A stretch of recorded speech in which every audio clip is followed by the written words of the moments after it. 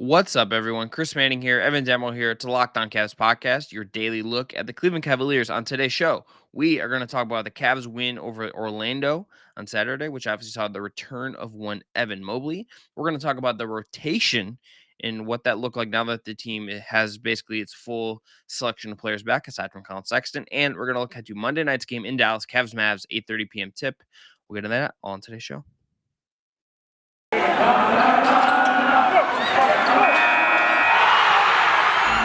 You are Locked On Cavs, your daily Cleveland Cavaliers podcast. Part of the Locked On Podcast Network, your team every day.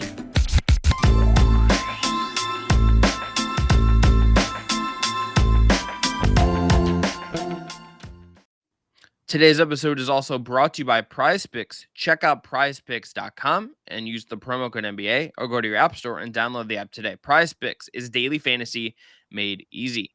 Evan, what's going on, buddy? Did you have a good weekend? It was a good, long, extended break. It was hard opening up my email this morning and seeing how much I had to go through. Still kind of playing a little bit of catch up, but it's refreshing to know that my Zips are the only relevant team in Northeast Ohio to win this weekend. I love the Moorhead hiring. I can't wait to see it happen. Let's just throw up a quick Z for everyone in the chat. Let's just throw up a quick Z. Yeah, because that too, if he wants to.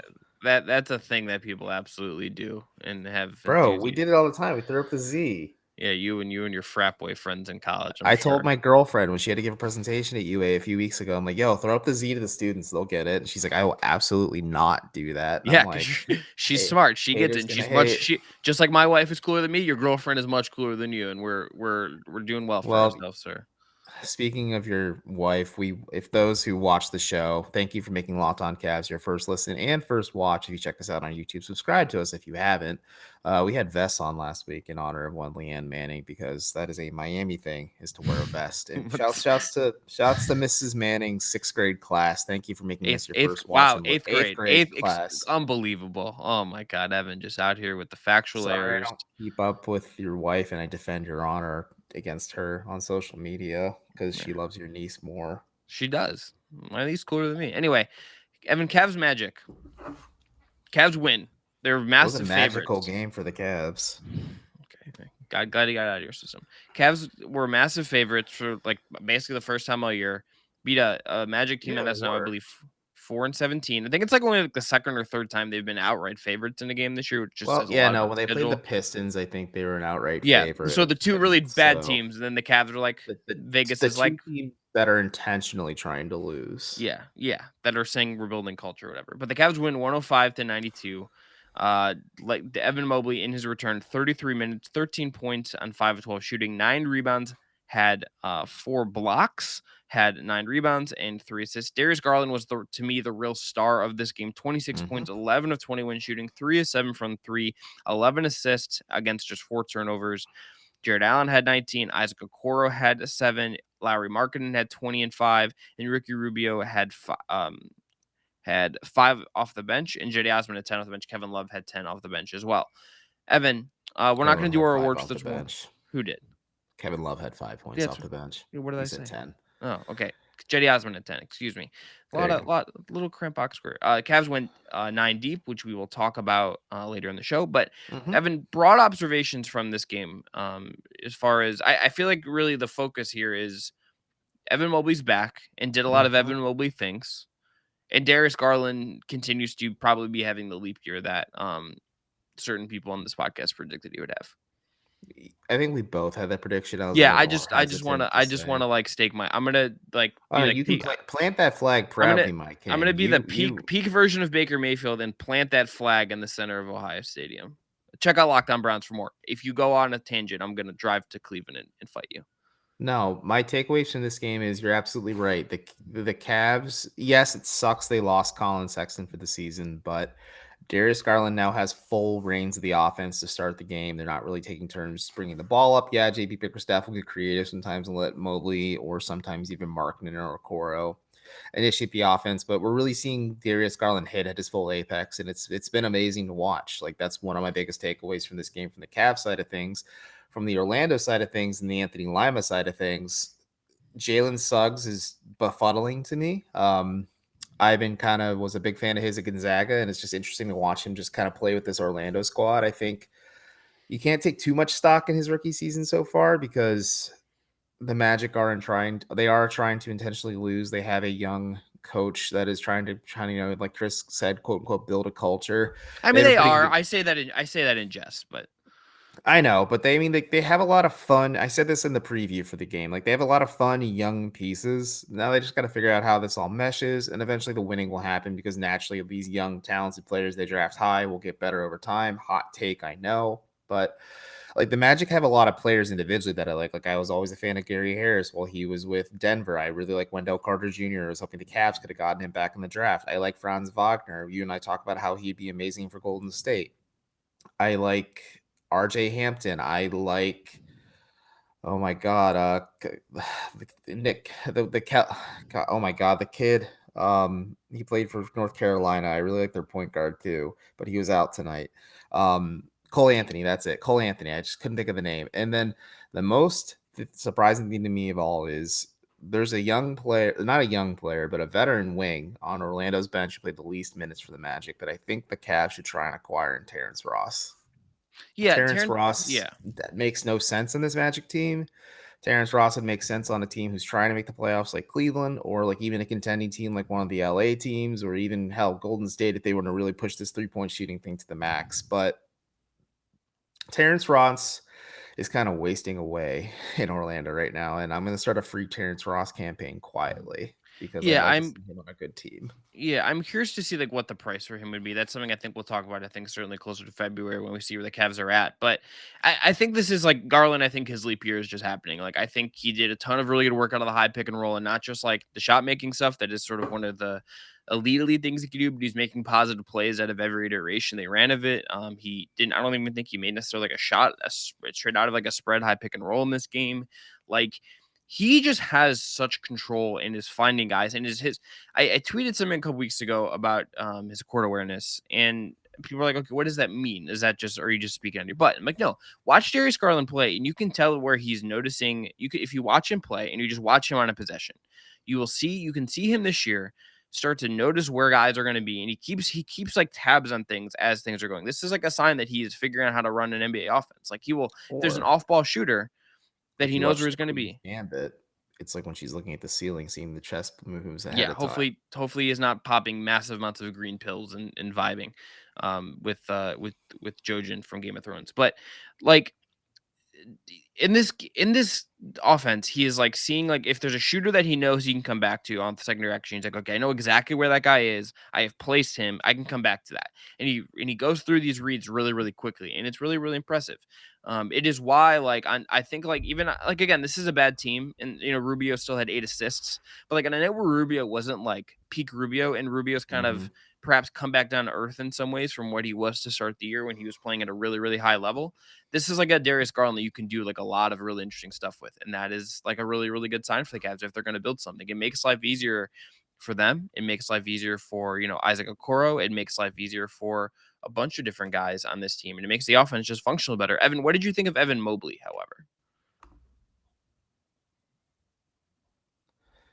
Am I good? Sorry, lost a little connection there. Center. Before we go to the break, Chris, can we give a quick shout to Larry Markkanen as well? He's played really well. I want you may have not heard me. Let's talk about him after the break. I just want to ask you Oh, quickly, because what did you make of Evan Mobley? he was really good. He's always been really good. I think Evan Mobley, my biggest surprise, other than the playmaking and some of the cool stuff he does offensively and some of the unique things he does in terms of perimeter defense, is he raises the floor of this Cavs team, and I think they're in a much better place when he's playing. And it was indicative against this team against Orlando because we talked about this before. These are teams the Cavs need to beat because if they are serious about making the playoffs come like March or April, if they don't beat teams like Orlando or Detroit or Houston, who's coming up soon, it's going to come back to bite them. And I think having Evan Mobley out there really just like raises the floor of this Cavs team to prevent that from happening. Yeah. All right, Evan, let's go into the break here. After the break, we'll talk about Larry Markkanen, and we'll talk about what the Cavs rotation looked like now that, again, they have everyone except for Sexton healthy at the moment. But first, got to tell everyone about our friends from PrizePicks. PrizePicks is daily fantasy made easy. It is the best of NBA DFS out on the market, especially for NBA DFS props. PrizePicks offers more NBA props than any other DFS prop operator and offers all the superstar players as well as bench players, only recording a handful of minutes each game. They offer any prop you can think of, from yardage to touchdowns and even interceptions thrown. And if you're a user that wants to get in on the action, you get a 100% instant deposit match up to $100 with the promo code NBA. All you got to do is pick 2 to 5 players and an over/under on their projections, and you can win up to 10 times on any entry, and it's just you versus those projected numbers. It allows mixed sports entries as well. So you could take the over on LeBron combined with the under on Mahomes in the same entry. Use the award-winning app on both the App Store and Google Play. And just can be made in 60 seconds or less. It's that easy. PrizePicks is safe and offers fast withdrawals. Don't hesitate. Check out prizepicks.com and use the promo code NBA, or go to your app store and download this app today. PrizePicks is daily fantasy made easy. Today, I want to tell you about our other sponsor, DirecTV Stream. Does this sound familiar? You've got one device that lets you catch the game live, another lets you stream your favorite shows, you're watching sports highlights on your phone, and you've got your neighbor's best friend's login for Netflix. Well, I want to tell you about a simple way to get all that entertainment you love without the hassle, and a great way to finally get your TV together.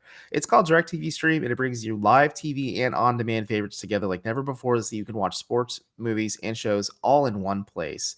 That means no more juggling remotes and no need to buy another device ever again. And the best part, there's no annual contract. So get rid of the clutter and the confusion and get your TV together with DirecTV Stream. You can learn more at directtv.com. That's directtv.com.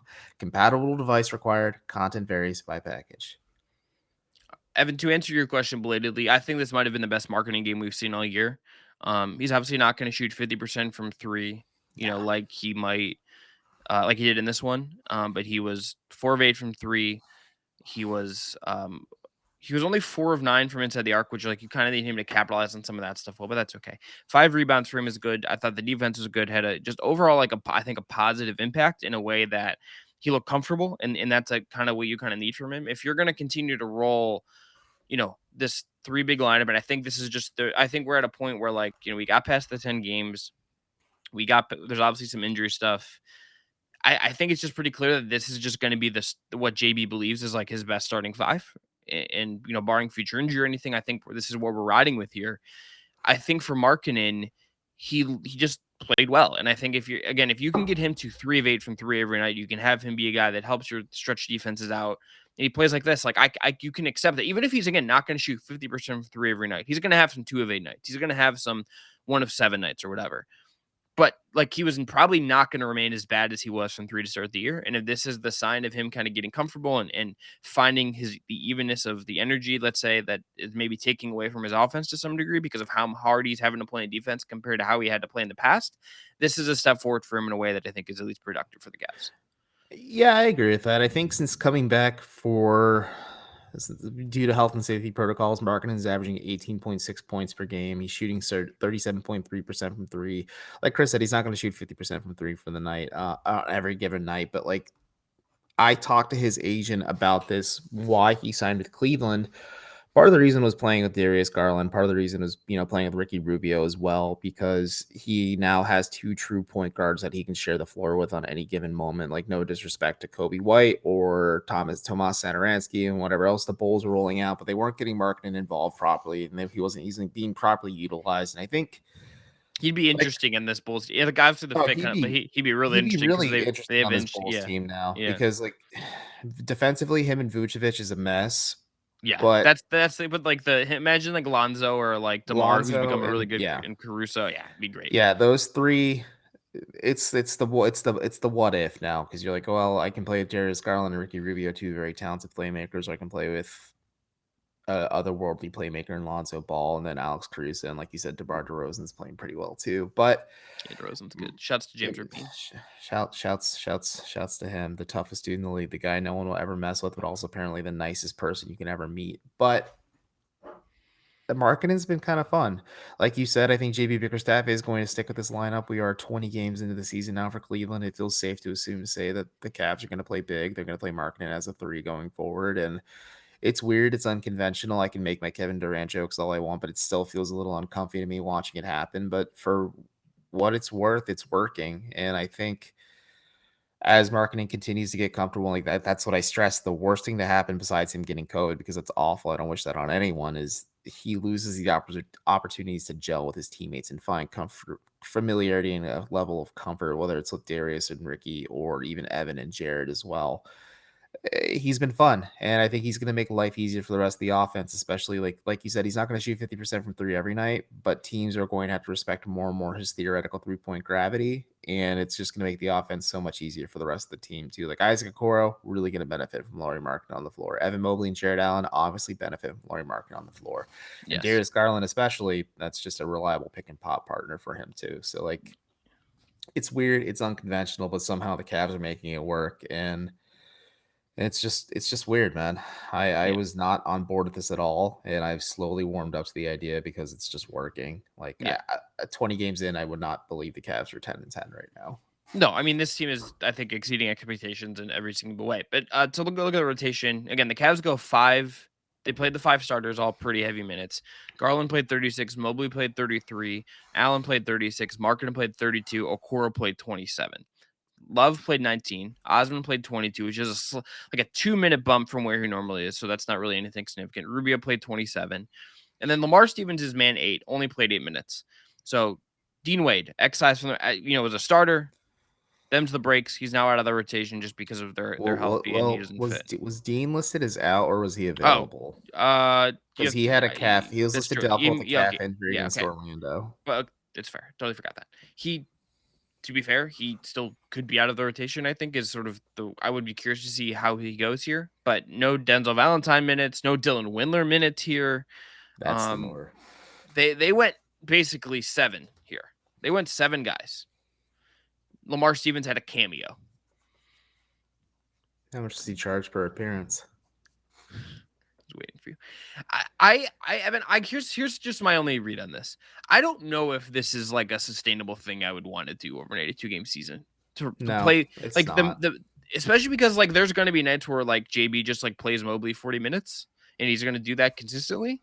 I don't know if the heavy minutes like this is like a thing that if you want the Cavs to have a long lasting, I think it speaks to that he doesn't necessarily trust the rest of the roster, but it is also like, you're like, yes, you're getting better quality minutes out of these certain guys. You're also probably hurting yourself on the back end just because you're playing these guys heavy minutes and whatever. And I think there's some easy fixes. I think you probably got to like try some of the young talent to see if there's anything there we're salvaging just to find out. But it's a tricky spot. But I find it basically, I think Dean Wade will be an interesting test, assuming whenever he's available next. If he plays, because if he plays, that means they're probably going to run 8 or 9 or go 9 or 10, and maybe like 9 or 10 just gives like the front court a little bit more of a breather, but we don't know if that's going to be true. Yeah, it's definitely interesting to think about. Like I'm trying to look at some of like JB's rotation history during his time with Memphis and during his time with Houston. Like I know a common complaint with him was he leaned heavily on veterans during his time with Memphis. He refused to play Jaren Jackson Jr. at points, and he didn't really trust the younger guys. Well, his hands kind of forced in Cleveland. He kind of has to lean heavily on these younger guys, but I am curious to think if this is like you said, it's not sustainable going forward. Like the Cavs do have some reserves that could be playing. Like if Dean Wade's available, maybe he and Lamar split up those minutes a little bit more. But like 8 minutes from Lamar isn't going to do much. And I think you can't lean too heavily on Isaac Okoro at times either because he's dealing with recovery from a hamstring injury. Like that could come back to bite him in the worst way. So like maybe JB needs to handle Isaac a little more gently and give more minutes to Lamar as Isaac gets fully recovers and feels comfortable in his body again. Like you said, Cedi Osman getting a slight bump was a bit of a surprise, just given how the rotation was going. I figured he'd play a lot more than that. I think Ricky Rubio, that 27 mark for him, that's about the max I'd play him on a nightly basis. Like, granted, when the Cavs were ravaged by injuries, Rubio was playing like 30 something and possibly flirting with 40 minutes a night. Like, you can't do that with a veteran point guard like that. Obviously, Kevin Love can't play those minutes either. It's worrisome. Like Jared Allen is pretty reliable and sturdy. Lauri Markkanen has a pretty stringent injury history. Darius Garland has problems staying healthy as well. That's my fear is in the moment. Yeah, it works, but if you look at this, it's not a sprint. It's a marathon, you should say. Mm-hmm. The Cavs need to be cognizant of how many minutes they're playing some of these key pieces that have injury issues in the past, because this could come back to bite them in the worst way come March or April when there's just like a slew of injuries hitting the roster again, and then like those playoff hopes just completely crater. Yeah, and I think with Mobley just specifically, I just don't want to see him get run into the ground. I don't want to see Darius Garland get run into the ground either, because this is like his Yeah, first like year where he's taking on such a big role in so many ways, and it's like I just I don't I, I like. don't want to see Evan Mobley play Isaac Okoro level minutes like he Yeah, did his rookie season. yeah. Okoro's like the one guy that I would just be like, yeah, he'll probably be fine. You know, like I would That just no, I you know, disagree with that. Just until like you're completely out well of the the hams, hamstring yeah, recovery the ham, window, yeah, then I'm like, yeah, yeah, he's fine. But like, yeah. don't want to tempt fate here. No. I mean, I think you're also just getting better performance. Like when you get better performance if you can have the maximized energy, I think, in that 30 to 33-minute window. It's like the Mike Budenholzer kind of like, play guys a certain amount to kind of maximize their energy. But then, the time you turn up the dial is April, May. Like if you get to April and it's the end of the regular season and you need to like win the last 3 games of the year, go all out, play your playoff rotation, get there, go all out for the play-in tournament. I think you should do that at that point. I think now you got to still play the long game a little bit, but Maybe they take example from the Warriors a little bit because the Warriors go like 20 deep on their bench at some The Warriors points. also probably have better players is the thing. Yeah, they do, but That's like that's the thing you we're got to kind of get speaking around. I know we're speaking around it. They have Steph Curry. Yeah, but like JTA would be like a clear rotate. JTA is like better than several guys that Cavs have that he doesn't. Like Jordan Poole like is better. Like Uh, some like Jordan Poole, JTA, Jonathan Kaminga, who stinks but is a good rotation piece. James Wiseman will come off the bench for them at first. Like, and then Kevon Looney will come off the bench for them instead. Like the Warriors have such good depth that they're able to play their star players a la Steph 30-ish minutes a night, and Steph just completely wrecks you in those 30 minutes. bingo. All right, let's go into break. After that, we're gonna talk about Cavs Mavs, which again takes place Monday night, 8:30 p.m. But first, gotta tell everyone about our friends from Built Bar. Built Bar, obviously, is the best tasting protein bar on the market. They have tons of great deals right now. You can it's if you're listening to this on Cyber Monday, they're still 20% off. You should go check out. They have new flavor, including ruby chocolate puffs. They have lemon dip cheesecake puffs. They have the Built Crave Bar, which is you get 2 of them with any order. Again, only through the end of Cyber Monday. And look, they're great. Every single one of their products is just a fantastic protein bar. I had a cookie dough one this morning after my workout. It was awesome.